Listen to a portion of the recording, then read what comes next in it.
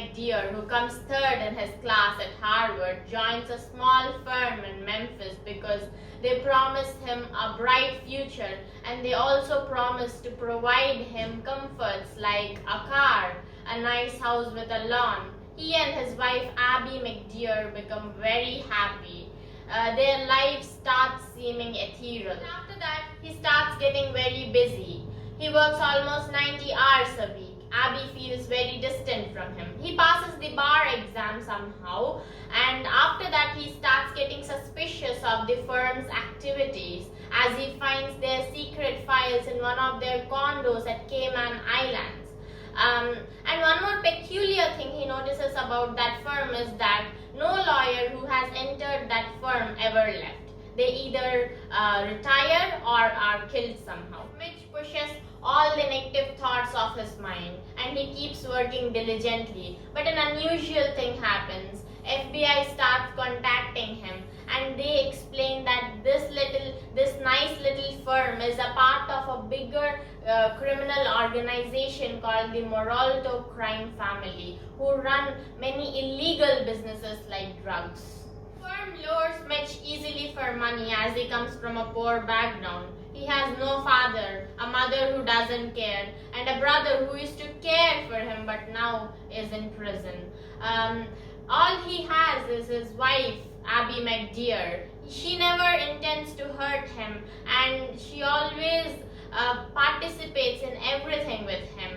So he is so determined to provide her with everything.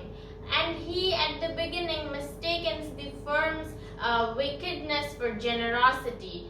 And when he finds out that that firm is in reality vile, he is torn between his morality and his want of providing his wife with every comfort.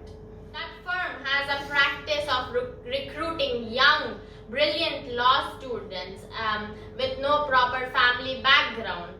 When they enter the firm, they have no idea about the wickedness of the firm, and when they become aware of it, they cannot speak, and if they speak, they are killed, and they become part of those egregious crimes.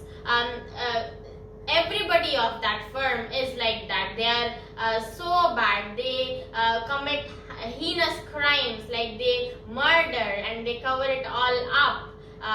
So the most tragic thing that happens, in my opinion, is that Mitch may never practice law if he gets indicted.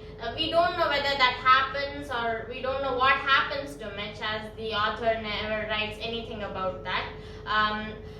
So this book talks about the flaws in the legal system. It talks about how the firm even manipulates FBI and how they cover up all their horrendous crimes.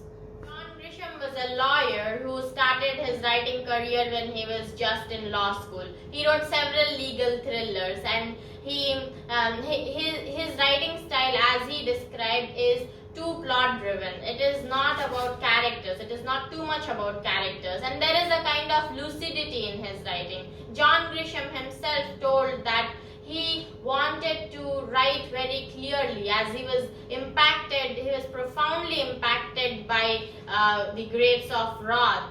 And I cannot say that this book was one of my favorites, but it was nevertheless an enthralling read.